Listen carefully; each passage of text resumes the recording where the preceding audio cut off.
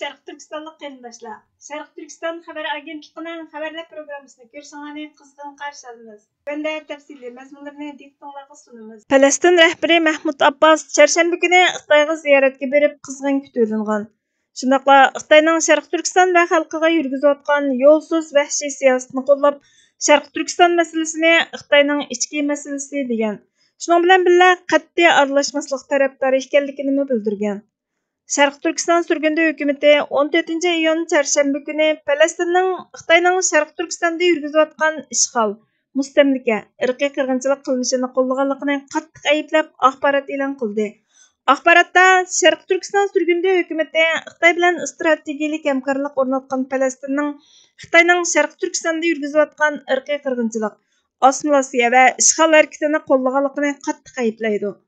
Xitoy Xalq Cumhuriyeti bilan Falastin davlatining orasida qurilgan strategik hamkorlik bayonoti atalmış Şinjan, ya'ni Şərq Türkistanga munosabatlik masala kishilik huquq masalasi bo'lmasdan, balki terrorizm, oshqunlik va bo'lginchilikka qarshi turish masalasidir deb Xitoyning xato bayonotini takrorladi va Falastin tarafining atalmış Şinjanga munosabatlik masalalarni bahona qilib, Xitoyning ichki ishlariga aralashib olishiga qat'iy qarshi turganligini bildirdi. İzchil davomlashib kelayotgan Şərq Türkistan Xitoy to'qinishini Xitoyning ichki masalasi deyish haqiqatni g'ayri bir shaklda burmilganlikdir. Bu buzuq bayonlar yolg'iz Xitoy jahongirligiga yordam berish hisoblanib qolmay, balki ishg'ol ostida yashayotgan Uyg'ur, Qozoq, O'zbek, Qirg'iz qatorliq turkiy millatlar duch kelayotgan tilga olg'usiz vahshiy zulmga sal qarag'anlik hisoblanadi. Şərq Türkistan xalqi irqiy qirg'inchilik, sistemlik irqchilik va zulmga uchrayotidi.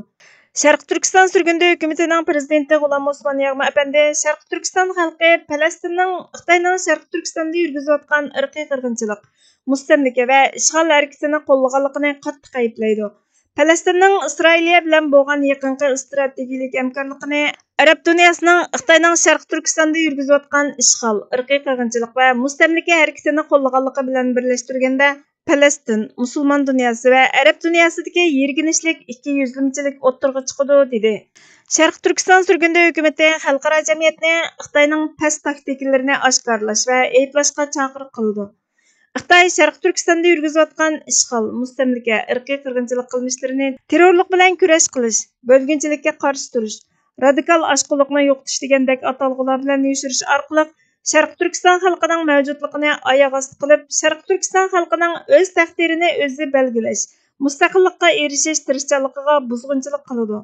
Şərq Türkistan sürgündü hökumətinin baş ministri Salih Xudoyor Şərq Türkistan masalasi inson haqlari masalasidan ziyoda manbasi Xitoyning Şərq Türkistanni ishg'ol qilish va mustamlikachilik yurgizish qilmishiga tayanğachqa, Şərq Türkistan Xitoy to'qinishi Beijing aytgandek Xitoyning ichki masalasi bo'lmasdan ikki o'xshamagan davlat orasidagi masaladir. Uning ustiga Xitoyning Şərq Türkistanda yurgizayotgan qilmishlari atalmış terrorlik, oshqunlik, bo'lginchilik bilan kurash qilish bo'lmasdan, balki Şərq Türkistan va uning xalqini tamoman yo'qotishni maqsad qilgan sistemlik turda elib berilayotgan ishg'ol, assimilyatsiya va irqiy qirg'inchilik yurgizish harakatidir dedi. Xalqaro jamiyat Xitoyning jinoyatini surishti qilishi kerak. Şərq Türkistan sürgündü hökuməti Şərq Türkistanning mustaqilligini qayta qo'lga keltirish va mavjudligini davom qildirish uchun elib berayotgan haqliq kurashining qo'llashga va yordamga erishishini talab qiladi. Xitoyning Şərq Türkistanda yurgizayotgan ishg'ol, mustamlika va irqiy qirg'inchilikni oxirlashtirish uchun Xitoyga qattiq iqtisodiy va diplomatik bosim ishlatib, Şərq Türkistan xalqiga yordam qilishi zarur. Şərq Türkistan sürgündü hökuməti inson haqlarini samimiy qo'llaydigan turlik jahongirlik, mustamlikchilik, irqchilik va irqiy qirg'inchilikni ayblaydigan, o'rlikni izchil tashabbus qiladigan barliq insonlarni Şərq Türkistan va uning xalqining mustaqilligini asliga keltirish ko'rishiga yordam berishga chaqiriq qiladi deyildi. Germaniya Xitoyni yer shari tartibini yangidan shakllantirish uchun harakat qilmoqda dedi. Hong Kong erkin matbuoti xabar kanalining 14 iyun kunidagi xabariga qaraganda, Germaniya çarşamba kuni tunji qitim davlat bexatarlik strategiyasida Xitoyni ham sherik, ham raqib, ham sistemlik raqib dedi. Shundaqla Beijingning yer shari tartibini yangidan shakllantirish uchun turli usullarni qo'llanayotganligini, doimqidan ziyoda texnik kuchli bir shaklda rayonga hokim bo'lish ko'yida yurganligini, bir necha qitim Yevropaning gigant manfaatiga, qimmat qarashlariga ziyo yetkazadigan harakat qilganligini aybladi. Bosh minister Olaf Scholzning birlashmasi tayyorlagan hujjatda Xitoyning rayonning bexatarligi va xalqaro bexatarlikka tahdid elib kelayotganligi, kishilik huquqni hurmat qilmaganligi bayon qilindi. Shuning bilan bir vaqtda yer shariy mushkullik va qiyinchiliklarni hal qila olmaganligini e'tirof qildi. Germaniyaning xatardan qutulishini xohlaydiganligini bildirdi. Maliya vaqti gazetining yaqinqi xabariga qaraganda, Gollandiya hukumati universitetlarning Xitoy o'quvchilarining davlat bexatarligiga xatar elib kelishidan ansirab, Xitoy oliy maktab o'quvchilarining yuqori texnikalik unvonga erishishini cheklagandan keyin chet ellik o'quvchilarni tekshirishni boshlagan.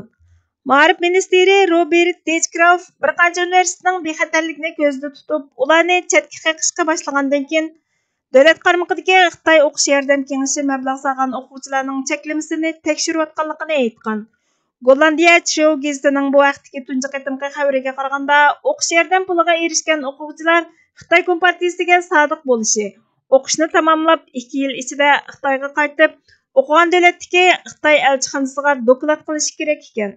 Bu Yevropa Birligidagi davlatlarning Xitoyning bexatarlik va iqtisodga tahdid elib keladiganligiga qarata qattiq pozitsiyasining oxirgi ishorati hisoblanadi ekan.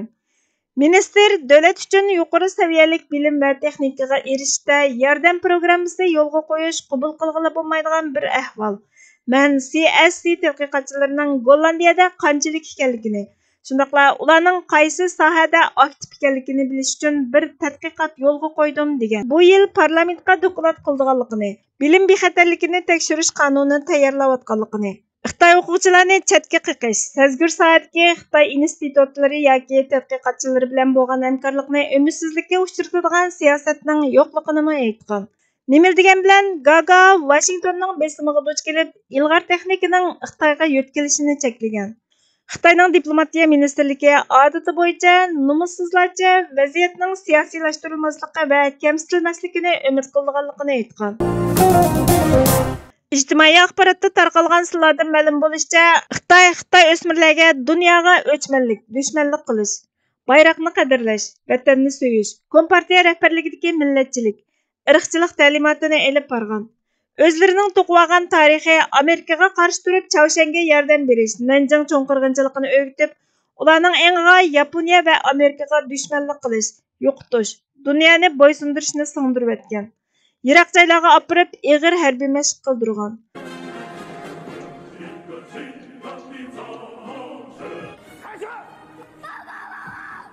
那你最讨厌的国呢？这么讨厌，为什么呢？ Qanchalik qiyinchilikqa uchrashidan qat'iy nazar, oxirgacha bardoshlik berish qasamini qildirgan. Bolalarning cho'qim g'alaba qozonish engini tiklash uchun ularga qattiq besim ishlatgan. Kompyuterda o'yin o'ynagan bolalarning ota-onalariga popoz qilib, bolalarni bundan keyin o'ynamaslik va'dasini berishga zulm bilan majburlagan. Bolalardan sen qaysi davlatni yomon ko'rsan deb so'raganda, bolalar Yaponiya va Amerikani o'ch ko'rman. İnsanları yaxshi yoki yomon bo'lishidan qat'iy nazar hammasini o'ch ko'rman degan. Cho'ng bo'lganda nima ish qilishni o'ylaysan deb so'raganda, Yapon xalqi va Amerika xalqini o'ltirishni xohlayman degan. Ba'zilari bularga o'chmanligimni o'ylasam burnimdan qon oqadi degan. Cho'ng bo'lganda tanka yasaydigan olim bo'lishni orzu qilganligini aytgan. Ishikdan chiqishdan burun oyoqlarini surtish uchun Amerika bayrog'ini qo'llangan. Cho'nglarmi ochiq oshkora biz chet elliklarni yaxshi ko'rmaymiz degan. Vatan mustaqilligi harakati sharaflar ichida eng ulug', badili ig'ir, tavakkulchiliklari ko'p bo'lgan qutlug' harakatdir. Bu harakatning ulug'ligi shuningdek, uning yo'lida o'lish shahidlikni, saq qilish g'oziylikni, qoldirgan izlar qahramonlikni baxshanda qiladi. Qozongan sharaflar o'z navbatida millatga, xalqqa keltirgan shon-sharaf sifatida taqdirlanadi. Avlodma-avlod duoyi salomlar bilan, madhiya olqishlar bilan yod etiladi. Milliy xotiraga o'chmas tarix bo'lib tutilish mana bu tarzda ro'yobga chiqadi. Bu harakatning badalining ig'ir bo'lishi shuningdek, har turli yakka va kollektiv manfaatlar uning manfaatiga xizmat qiladi. Shaxsiy doirasidan halqmaydigan mol, oila, yuz obro'y, mansab, jon qatorliq to'lashga tegishli barcha badallar uning yo'lida pido qilinadi. Uning ozodligi yo'lida kishilikka chetiladigan barcha erkinliklar bo'g'ilishga tayyor turadi. Yez kelganda uning hayotligi uchun mamatlik vazifaga aylanadi.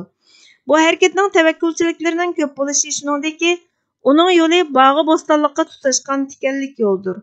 Bu yo'l irodani tavlaydigan, toki nafasdan qolganga qadar ko'rminglagan sinoqlar, imtihonlar, pishkanliklarga to'lgan, go'yo pilsirat ko'vriki misoli qildan inchiki yo'ldir.